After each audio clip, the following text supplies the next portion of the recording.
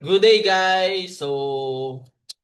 Ayan, sa lahat ng hindi nakakilala sa akin. By the way, I'm Coach Jomer Lagbas and isa ako sa mga coaches sa Quantum Traders. Alright? And syempre, ang topic natin today is how to use TradingView. Okay? So, bali guys, tuturuan ko kayo kung paano gumamit ng TradingView. So, ano ba yung TradingView guys? So, bali, ang TradingView guys, dito talaga nag-a-analyze ng market. So, dito kami nagse-set up. So, dapat matutunan nyo din yan. Okay? So, mag-share screen tayo guys. Alright. Okay, so, eto. Okay, so start tayo dito. Sa mga hindi pa nakakaalam and first time pa lang makikita si TradingView, naka-computer kayo. Okay, so even sa ano naman, pwede nyo i-download yung TradingView sa cellphone. Okay, so i-search nyo lang sa cellphone nyo, kung sa Android. Okay, so Play Store yan, punta kayo, TradingView, or sa website, pwede nyo rin i-search ito. Okay, so tradingview.com. Okay, kung dito naman kayo sa website, pagka-search nyo ng TradingView, ito na yung lalabas.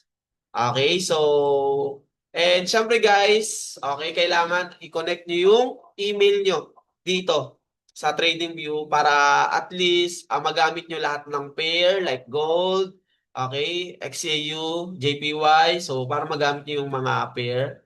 And, syempre guys, okay, ito, kapag wala ka pang account, pwede kang mag-sign up. I-click nyo lang tong icon na to. Ito, sa taas. Ayan, i-click nyo lang yan. Okay, tapos sign in. Mag-sign in ka dyan. Ako kasi meron na akong account, so i-click ko na lang to. Pero sa mga wala pa, ito, click nyo lang yung sign up. Bali mag-sign up lang kayo dyan. Pwede nyo i-connect yung email nyo. So basic lang naman yan guys. Okay, so lagay nyo yung email nyo, yung password nyo, tapos lagay nyo yung I'm not a robot, tapos create account. So, ganun lang siya guys. Okay, so madali lang naman mag-sign up dyan. Then, make sure nyo yung i-connect yung email is ayun yung ginamit yung email sa mga brewer nyo para isahan na lang din. Okay? So, ako kasi is nakakonect na, nakagawa na ako. I-click ko na lang yun sa akin. So, madali na lang yan. Okay, so ayan, since nakakonect na tayo, ito na yung lalabas. Alright? Tanggalin ko nga ito. Paano ba ito tanggalin? Then, ayan na. And, i-click nyo lang tong icon na to. Okay, kung gusto nyo mag-dark mode, ayan o, dark them. So, ayan. So, dark mode, kung gusto nyo yung dark mode, kung ayaw nyo, edi tanggalin nyo lang siya. Pero sa akin kasi mas okay sa akin yung dark mode. Okay, so dito, makikita nyo na lahat ng pair. Okay, so nandito na yung Forex, crypto. So nandito na indices. So nandito na lahat guys. Okay. Pero syempre dito tayo sa chart. Okay. So sa mga first timer, ayan, i-click nyo lang tong products. Okay, click nyo lang to. Hindi ko maturo eh. So i-click nyo lang tong products. Then super chart, i-click nyo lang yan. Okay, pagka-click ng products, super charts. And ayan, bali mapupunta na kayo dito sa charts natin. Okay, so ganun lang siya guys. And dito, ituturo ko naman sa inyo isa-isa. Okay, lahat yan makikita nyo. Lahat ng nakikita nyo, ituturo ko sa inyo. Okay, so dito sa left side, dito sa side na to, ito yung mga tools. Okay, isa-isayin natin yan mamaya. Dito yung mga tools. And dito sa taas, time frame. Okay, so dito sa gilid, is ito yung mga price. Okay, so dito naman, mga date lang yan dito, mga date yan. Okay, so yung mga time. So nandyan sa baba. Okay, so syempre, unahin natin dito. Ayan. So, bali dito sa taas, time frame to guys. Ito important din to eh. Gagamitin nyo yung mga time frame to. Kapag marunong na kasi kayo guys, iisa-isahin nyo yan. So, depende kasi sa inyo kung ano yung, ano ba kayo? So, scalper ba kayo? Day trade, swing trade? So, depende sa inyo. Okay, so ito. So, sa day, dito lang kayo pipindot day. Okay, kung day trader ka, so pindutin mo yan, 4 hours, 1 hour. So, ganyan lang guys. Dito yung ano, yung time frame natin sa taas. Okay? So, kung ano yung nakikita nyo sa akin, guys, yung kung ano yung nasa chart ko, ganyan na ganyan din yung lalabas kapag nasa trading view ka. Okay? So, same lang siya. Kaya, huwag kayong malito. So, then, ayan, time frame dito sa taas. Okay? And, turo ko naman sa inyo guys yung ano pala, pair. Kasi, syempre, kapag punta nyo dyan, baka hindi kayo mapunta sa gold or sa XAU USD. So, ganito lang yung gagawin nyo. Okay, click nyo lang tong gilid. Okay, ayan. Akin kasi nakasetup na siya. So, nilagay ko dyan kung saan ako ng mga nagtitrain. Okay, click nyo lang to. So, tapos, watchlist tawag dito eh. Okay? Ngayon, kung gusto nyo ayan, magdagdag kayo kung ano yung pair na tinitrade nyo. Okay, example, BTC USD. Meron na kasi sa akin eh. So, ayan. I-search nyo lang siya. BTC USD. Okay? Sabay i-add nyo. Example, ito. Add natin to. Okay, add. So, automatic na pupunta na siya dito. Okay, so dyan na tayo, BTC USD. Okay, so ganun lang siya guys dito. Alright? So, the next, ay kiklik-click mo na lang yan, nakasave na kasi siya. Parang favorites mo na siya. Okay, so hindi na siya mawawala kahit i-exit mo pa yan. Okay, so hindi na siya mawawala. Alright, so guys, ulitin ko pala, TradingView is mas maganda mag-analyze dito kasi kompleto yung tools. Then, syempre, doon pa rin tayo sa MT5 magti-trade kasi tawag dito, mas madali doon mag-entry. Okay? So, dito kasi is hindi. Pang-analyze lang din talaga dito. Okay? Basta sa MT5 pa rin tayo magti-trade. Okay? So, ganun lang. And, the next, guys, dito naman is yung tools. Okay? So, ayan. Ito kung nakikita nyo to, ito.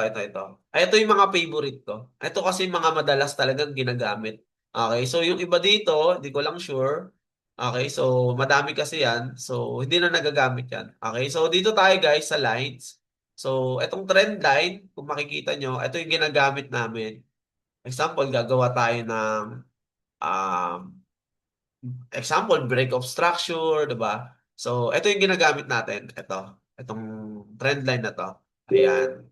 So, guguhit mo lang yan. Alright, so ganyan. Kung gusto niyo diretso, example, hold nyo siya, i-click nyo lang yung shift kung nasa PC kayo. Ayan, example yan, nasa taas. Pag click ko yung shift, ayan, automatic dumidiretso siya. Okay, so ganyan lang siya. Okay, the next, ayan, nandito na rin yung ray. Example, nagte-trend line ka. Sorry.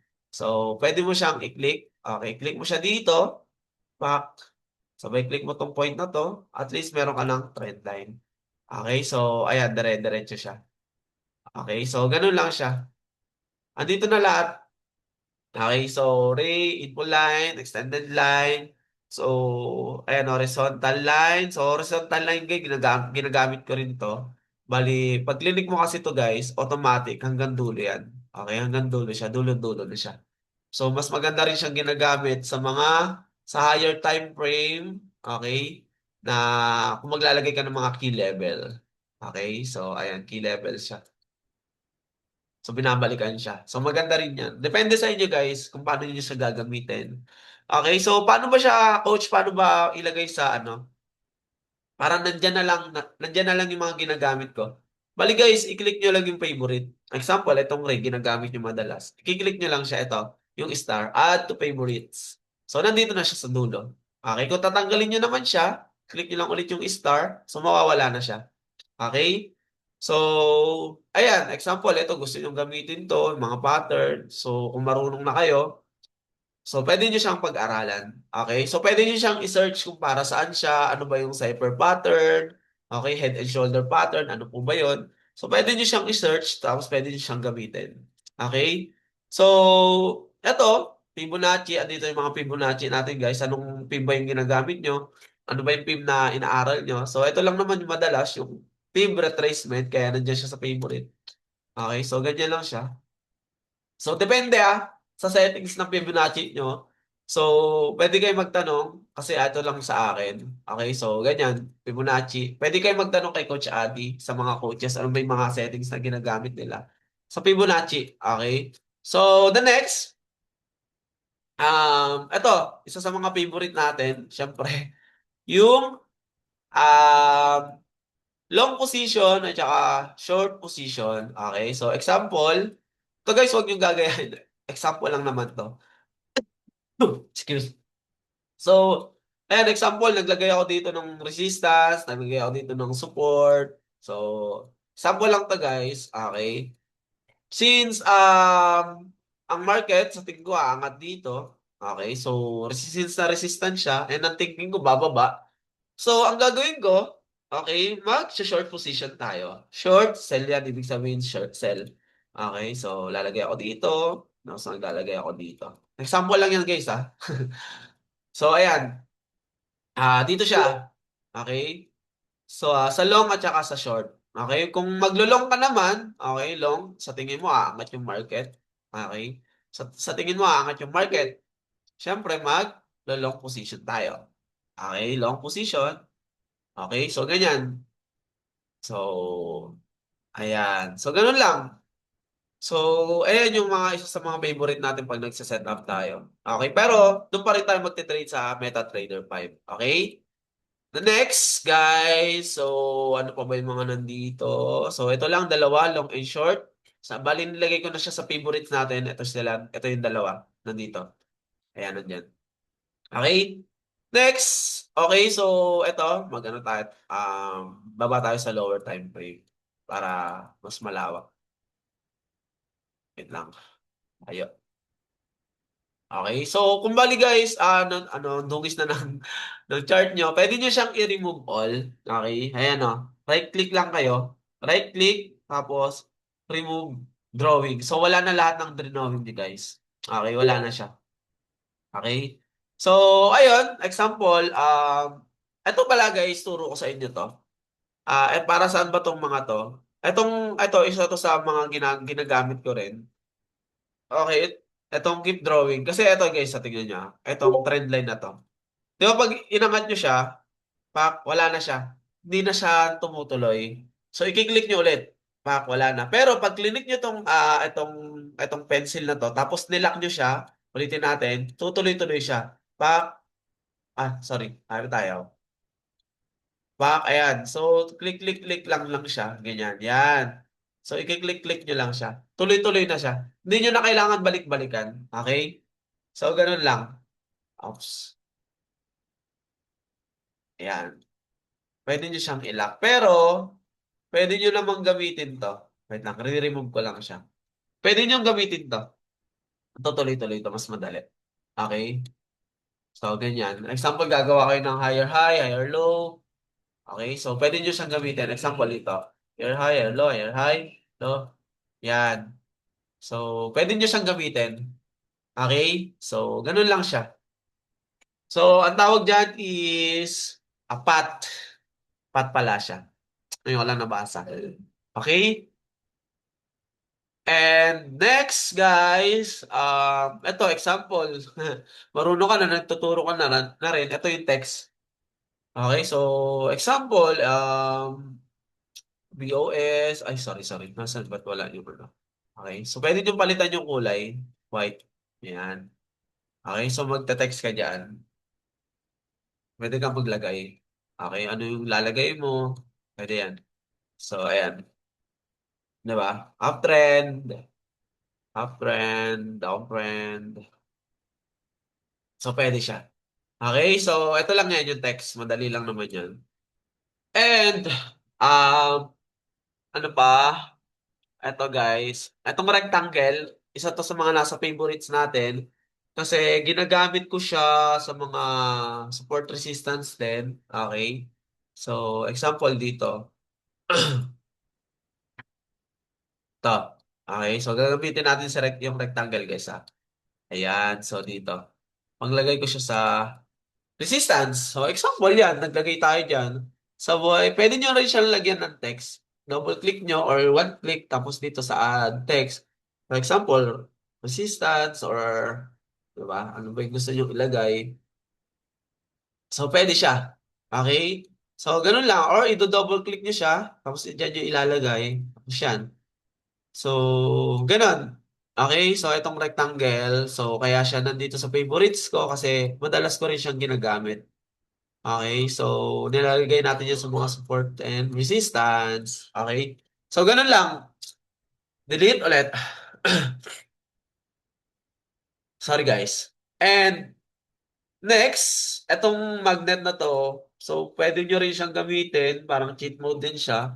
Kasi example, ito, um, pwede siyang gamitin para saan siya? Para At least, basta, pag clinic nyo kasi kusa siya bumaba, ayan o. Ah, di ba? Tingnan nyo yung ano, yung crosshair ko. Crosshair ba tawag dito? Ayan o. Pag clinic nyo siya, kusa siyang lumalapat sa kung saan yung, ayan o, nakikita nyo bumababa siya. Di ba? So, pero mas okay sa akin, huwag niyo lang siyang gamitin. So, depende sa inyo. Sa akin kasi, minamanual ko lang siya eh. Ayan o. So, ganun. Naglalagay lang din ako ng ganun. Okay? So, tapos na tayo dito sa site, itong mga tools. So, ito lang naman yung mga basic na pwede nyo gamitin sa pag gamit ng mga tools. Okay? Then, ano pa ba? Indicator, guys. Okay? So, anyways, before tayo mag-indicator, pwede din kayo gumamit dito sa candles. Kung nakikita nyo to. Okay, pwede kayo mamili ng candle dyan. Pero ako kasi candle lang eh. So, yung iba kasi may mga ginagamit ito, mga line. Ito, gusto nyo. So, pwede nyo rin siyang gamitin. Okay? So, dito siya sa candles. Kiklik nyo lang to sa taas. Okay? So, candles lang tayo. Depende sa inyo. So, meron rin tayong hollow candle. So, depende sa inyo guys kung anong gagamitin nyo. Yes. So, dito dito tayo sa candle. Okay? So, next guys, indicator. Siyempre, ang indicator natin, guys, ito lang. Ano yung indicator? Ito yung mga, di ba may mga pre-indicator tayo sa prime burst. So, pwede nyo i-click, i-search nyo kung ano indicator yung gusto nyo. So, zonar. Example, may zonar na kayo. Zonar yan. Okay, click nyo lang siya. Tapos, double click nyo lang yung zonar. So, ayun na, lalabas na yung zonar. Okay? So, bali guys, para yung akin, I think nakaayos kasi yung setting na to eh. So, dito guys sa gilid, example, hindi nyo mahanap yung zoner nyo. Okay? Nandito lang siya sa gilid yung settings. Kasi yung iba, hindi alam yung gagawin. Coach, bakit hindi gumagana yung zoner ko? Bakit hindi ko mahanap yung zoner ko? Bakit may bayad yung zoner, coach? Walang bayad yung zoner, free lang yun. Baka kasi marami ka ng indicator. Kasi yung iba hanggang tatlo lang. Okay? Pag naglampas ka na ng tatlo, nag-add ka na naman ng indicators, so may bayad na talaga yon. So kailangan yung i-delete. So saan nyo makikita yung, yung mga indicator? Dito lang sa gilid, sa taas, left side. Okay, sa taas. Example, di nyo na ginagamit yung isa, i-delete nyo na. So may makikita naman kayo dyan, or remove. Okay, so click nyo lang siya. Ay, kung gusto niyo naman siyang i-hide, i-hide nyo lang. Ayun o yung mata. I-click nyo lang yung mata. Okay, kunwari nalilito kayo. So, click nyo lang ito. Hide yan. Then, syempre, setting naman ng Zoner, guys, ituturo ko sa inyo. Example, nasa Zoner na kayo. And hindi nyo makita yung signal. Click nyo lang to, itong Zoner, tapos itong settings. Ito, di ba, may mata. Okay, may trash. Itong remove. Itong gitna, settings yan. Okay, so pwede nyo tanggalin yung mga gusto nyo tanggalin. Okay, so per value gap, pwede nyo kunin, pwede nyo siyang i-check. Basta kung tatanggalin nyo siya, i-uncheck nyo lang siya. Click nyo lang. Okay? Pwede nyo rin baguhin yung time frame. Ano ba kayo? So, pwede nyo gamitin. Pwede rin chart. Depende yan. Pag, ito mas maganda kung chart lang yung ilalagay nyo. Para kahit anong time frame, pwede siya. Okay? Then, etong sa babang baba, i-click nyo lang yung display settings para display signal. So, lalabas na yung signal yan, guys. Ayan. So, kung nakikita nyo, guys, lumabas na yung signal dito. Okay? So, ito siya. Dito entry, dito stop loss. So, syempre, short siya. So, okay, sell siya. Pero, guys, tapos na siya eh. Okay, so kung nag-sell kayo dito ng TP3, paldo kayo. Okay, so ganun lang siya. Ganun na lang gamitin yung Zonar. Ulitin ko guys, kung nakikita nyo may bayad yung Zonar or nagdagdag kayo ng indicator, baka kasi full na yung indicator nyo, mag-delete na kayo. So may mga ganong scenario kasi. Coach, bakit may bayad yung Zonar? Kala ko ba free? Free lang po yun. Okay, ang dami mo lang indicator na nilagay dyan. Baka hindi nyo lang nakikita. I-delete nyo lang siya. Okay, kasi pag click nyo yan, yung delete or yung remove, wala na siya. Okay, so kita nyo, wala na. And kung isa-search nyo siya ulit, punta kayo indicator, zonar, pwede nyo rin siyang gawing favorite, guys. I-click nyo lang to, favorite na siya. Para at least, pag-click nyo ng indicator, nandyan na siya. Copy? Copy. Okay, so tapos na tayo sa indicator, guys. And next, kung kayo naman is, kung nakikita niyo sa mga ibang traders, may dalawang screen sila. May dalawang market yung tinitrade nila. Dito lang yun guys, sa gilid. Okay? Click nyo lang tong layout setup. Itong icon na to, itong square na to. Click nyo lang siya. Depende sa inyo kung ano bang trip nyo. Pwedeng ito, pwedeng ayan. Okay? Pwede yan, dalawa. Example, itong isa, gusto nyo dito. Click nyo lang muna to, itong side na to. Tapos i-click nyo BTC. So, BTC na dito. Sa kabila naman is gold. So, depende sa inyo guys kung ano yung trip nyo. Okay? So, ayan. Depende sa inyo, no? Naka-record ba tayo? Sana naka-record tayo. Okay, so, ayan, pwede nyo rin gamitin. So, isa lang yan. Example, clinic nyo to, binago nyo yung time frame. So, ito lang yung magbabago. 5 minutes time frame. Dito naman sa kabila, clinic mo dito sa kabilang side, sa gold, 15 minutes naman nilagay mo. Ito lang yung mapupunta sa 15 minutes time frame. So, ganon. Okay? So, depende sa inyo. Pero kung ako sa inyo, and bago pa lang naman kayo, wag na muna kayong magdadalawa. Practicein nyo na lang muna yung isa. So, much better para at least hindi kayo malito. Okay? So, pwede nyo siyang balik dito sa number 1. Okay? So, isa na lang siya. Okay? So, gets? Depende sa inyo kung ano yung gusto nyo. Okay? Ito naman guys, sa replay, para sa ba yung replay na yan? So, ayun, kung magba-backtest kayo ng strategy nyo, pwede nyo pindutin yung, itong replay. Pagka-click nyo yan, i-click nyo lang dito. Okay, so makakat na yan. Okay, wala na, di ba? Wala na.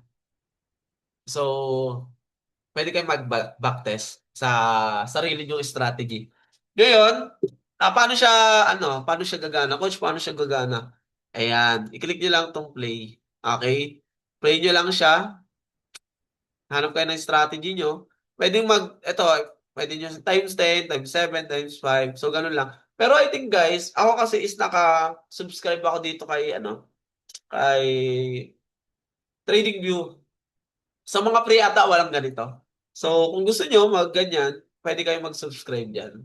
Okay? Mura lang ata, mga 800 lang ata, mga ganun. So, ayan, play nyo lang. Okay? Kung ayaw nyo na, okay, click nyo lang ulit yan, leave. So, babalik na sa dating chart. Okay? So, ganun lang siya. And, excuse. Sana gumaling na ako. So, ayun. Ano pa ba? May mga nakalimutan pa ba tayo? And guys, dito yung mga tinitrade lang natin ha. Lagay nyo lang yung mga tinitrade natin. Ano yung mga tinitrade natin? Madalas, gold, XAU, USD, BTC, and DJ30. DJ30 or US30 kung wala kayo DJ30. Saan yung BTC? So, ayan. BTC. BTC. Okay, so ito lang naman. Itong tatlo lang naman yung madalas natin tinitrade sa community natin. DG30 kay Coach Lian, live trading niya. Ang BTC guys, kung magbi-BTC kayo, and ayaw nyo magpahinga, pwede nyo siyang i-trade Sabado-Linggo, so open siya. Crypto. Okay, open yung crypto natin. Okay, pero pag Sabado-Linggo guys, wala tayong gold. Okay, wala tayong gold or any pair, wala. Alright, so ano pa ba?